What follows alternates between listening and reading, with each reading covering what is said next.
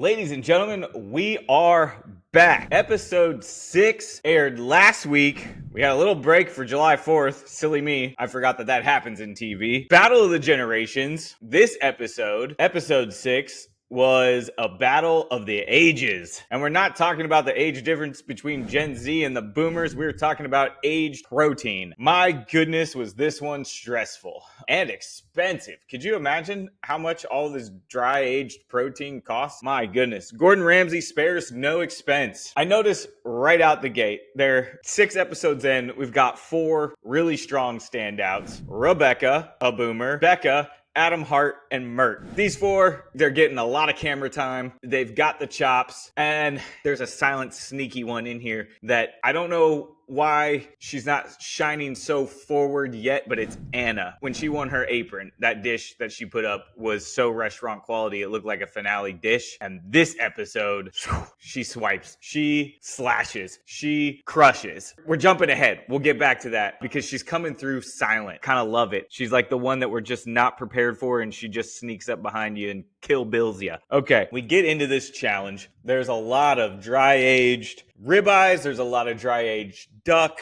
And then a few people got daring and took some dry-aged salmon and trout. I didn't see much more than that. I don't know what all was in the pantry. Obviously, lots of pancetta, aged balsamic, which I guess technically that's an ingredient, but I feel like I don't know. It would have to be the right kind of dish for me to say I'm going to use aged balsamic. Immediately, what popped in my head was doing a aged duck ravioli with a balsamic reduction, and then maybe make like a pecorino breadcrumb for the ravioli. I think that would have been fun. And then we learn also that 30 minutes in, Rebecca, who's up on the balcony, who earned the immunity pin from last week and saving her team, she's safe. Her team is not this week. Her generation is not safe. And she's on the balcony with an advantage. 30 minutes in, she's going to get the opportunity to, it looks like what Gordon is saying, is give an ingredient to an entire generation. Well, this is tricky. We don't know what it is. They save it for the halfway point, but they tease us because they show Rebecca what it is, and she gets to start plotting while they're in the pantry. So everyone runs into the pantry, everyone comes out.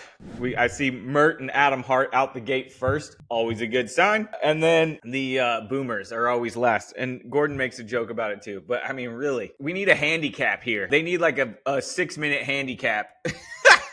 I don't know. Ageism, Michael Scott. All right, they get cooking, and right out the gate, they shine the light on Becca with this dry-aged duck. She's got a lot of components. It sounds fantastic, but she's wrapping her dry-aged duck in prosciutto. That sounds fancy. That sounds like, ooh, I don't think I've ever seen that before. And Gordon gives a little critique. It looks like she's struggling, and they show her struggling. And why is she struggling? Well, Aron, I think it was Aron or Joe, points out the reason why this doesn't work. There's so much fat in the skin of the duck that needs to get rendered and crispy, and the pancetta wrapped around that is going to prevent that and actually steam that fat, and that's not going to work. It's going to be really, really gross. So they point that out. They call that out. The thing I like about Becca, she listens, she takes notes. And we see her kind of start pivoting. Camera cuts, we go somewhere else. And we're over to Fatima, I think, next. Or we bounce around, but we get to Fatima. She's got dry-aged salmon. And I hear her say, I'm making salmon bowls. It did great on TikTok. Gordon asked how many. She said 6 million views. I'm like, for a salmon bowl? She's going to put salmon on rice and I get 6 million views? I'm about to give up on social media because I don't get it. Because go look at what I did with the peanut butter and jelly. That should have 1 billion fucking views. 6 million views on a salmon bowl? And then it cuts to she's putting it over spaghetti. Oh, I misunderstood her. A salmon meatball. I get it now. This is why it's got 6 million views. Because what the fuck is a salmon meatball? That sounds disgusting. And I don't want salmon with spaghetti or red sauce or a miso butter all together. I don't get it. I don't get it. Joe doesn't get it. Gordon doesn't get it. We're worried about Fatima right out the gate. I think I said a few episodes back, Fatima's going to be middle of the road and possibly one of the early ones out. Well, this is looking not so good for her. Salmon meatballs. Disgusting. Okay, then we're bouncing around.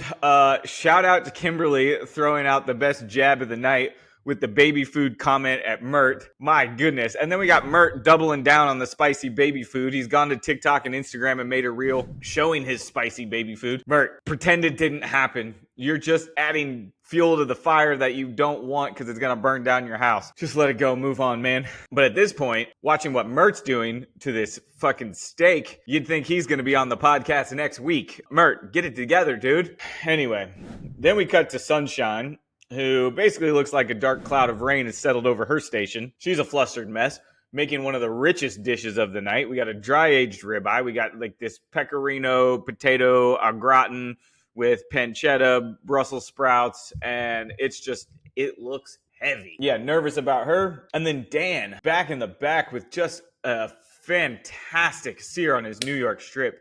His dish looking amazing.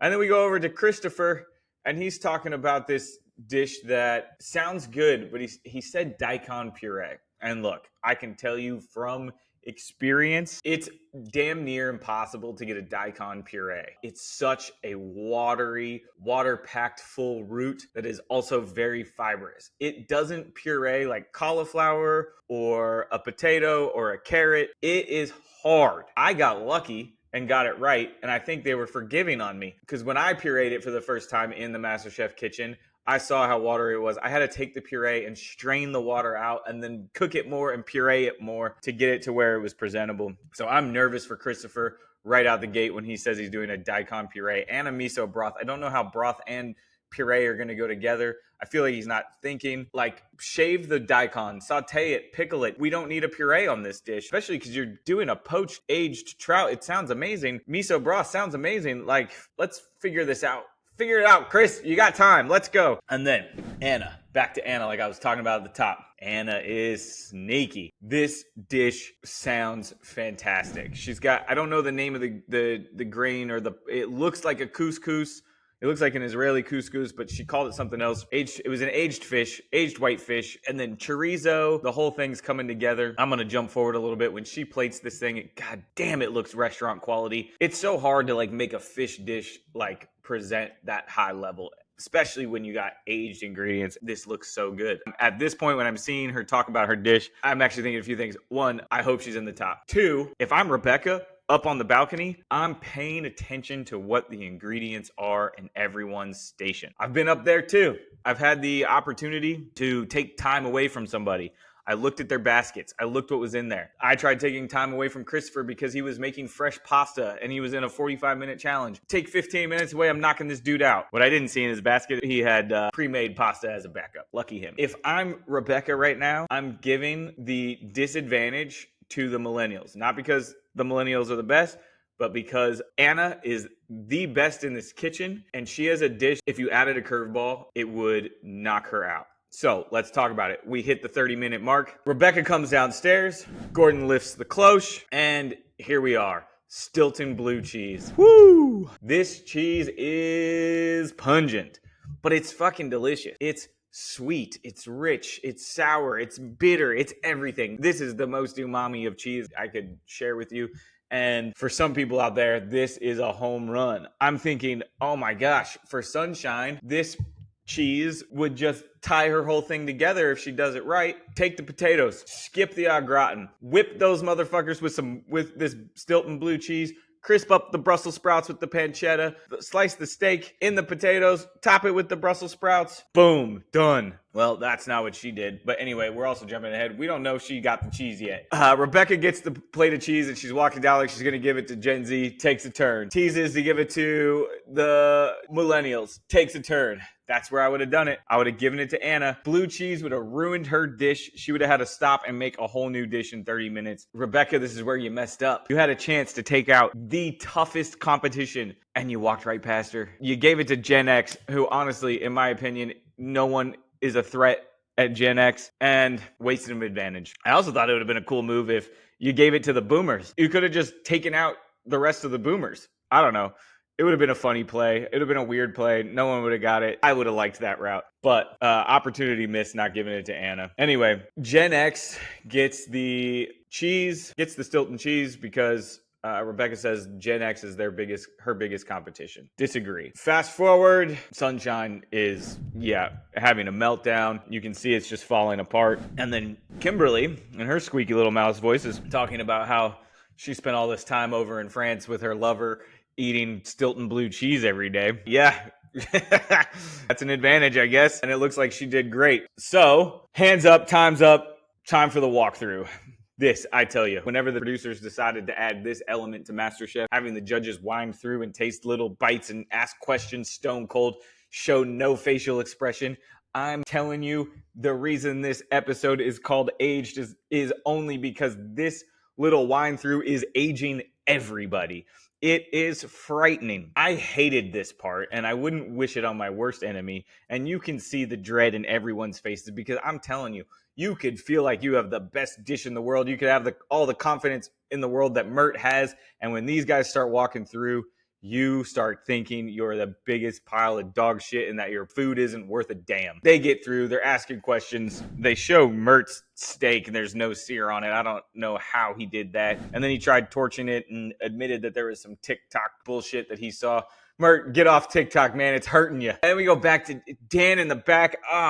His sear on his New York strip was perfection, but he forgot to render the cap of fat. You're out. You're not in the top on that one. And then we learn Becca. Becca takes the note, takes the pancetta off, crisp it, dusts it on top. Her duck is nice and crispy. Good job, Becca, for listening. That's what the judges want to see. Can you listen? Okay, we get all the way to the top. Ding, ding, ding. Becca's called first. Her duck, potatoes, kale. Everything looks fantastic. They slice into it. That duck is damn near perfect. Great job, Becca. You are a force to be reckoned with. I see you going a long way. And absolutely called second. Anna, no doubt. Again, you did it to yourself, Rebecca. Anna could have been in the bottom if you would have gave her that cheese. And look what happened. You didn't. She's in the top with a just fantastic restaurant quality dish. She poached the aged fish in olive oil. It makes it super moist. Brilliant. Squeaky little Kimberly squeaking up to the top. Her duck. If there's a duck cooked better than Becca's, it's Kimberly's. Gosh, it was fantastic. And also plated nicer. Becca, I hope you're paying attention. These people behind you have got some chops. Kimberly, great job. The blueberry, the duck, everything worked. The way you incorporated the cheese, fantastic. I actually wish I could have ate that dish. And then out of nowhere, Warren, he didn't even believe it himself. And yeah, hard-boiled egg with your steak. You got in the top because out of the boomers, you cooked the best steak. You cooked it nice. But as Gordon said, a flight attendant is the kind of person that puts a hard-boiled egg on the salad with the plate. You remind me of Tommy from season 6 and All-Stars. If I'm actually having a little PTSD watching you cook because it reminds me of the stress that Tommy Walton brought to the MasterChef kitchen. And it's just funny. It's kind of ironic. Anyway, congratulations, Anna, for having the best dish, getting immunity pin. And guess what? You're going into a team challenge. Best place you want to be with that immunity pin, I promise you. Now let's go to the bottom. First up, Fatima, for sure. And you're lucky, Mert. You are lucky, Mert. You snuck by on this one because the only thing worse than a poorly seared, not very good cooked ribeye is a salmon meatball. Jesus, watching Joe eat this is exactly what we're all thinking. I wish we weren't even here. Fatima, I don't know. Just because it does great on TikTok doesn't mean it's a good idea to serve to the best palates in the world. And the people that were watching on TikTok, and the reason it's got 6 million views because it's a train wreck, we couldn't look away. Next up, you guessed it, Sunshine. That cheese melted her. It was a meltdown for sure. We had smoke. We had just a mess. Yeah, it looked like when you're driving across the country on Route 66 and you got to pull into a diner for dinner, and that's the steak special. Oof, greasy, messy, heavy, and just all over the place. I feel bad because there is a good opportunity in this dish, but as they all said, it didn't come together. I feel for you, Sunshine. Then Christopher, you had such an amazing opportunity. I mean, they even said it. Gordon said it to you. Think about how you're plating this dish. That he meant, like, think about what you're putting on this plate. The fish, the broth would have been perfect. Pickled that daikon right on top. You could have been standing there next to Anna, and Warren would not have been, in the game. Damn. But you got lucky. You cooked the fish great. That's your saving grace. and I look forward to you bouncing back. I hope you listen like Becca does. Sadly, the one getting the axe, the one going home, the one that hopefully will come on the podcast next, our lovely Sunshine. Sunshine, clearly you are a ray of sunshine to the MasterChef Kitchen because everyone loves you. Everyone was gracing your goodbye. I'm even kind of tearing up for you right now because it was just the pressure. I know the pressure of that kitchen. It's heavy. It hurts. And then when you get a curveball like that and it takes you out, you just hate the game. Sunshine, look for a message in your DMs. I hope you'll come on the podcast. Let's make it happen soon.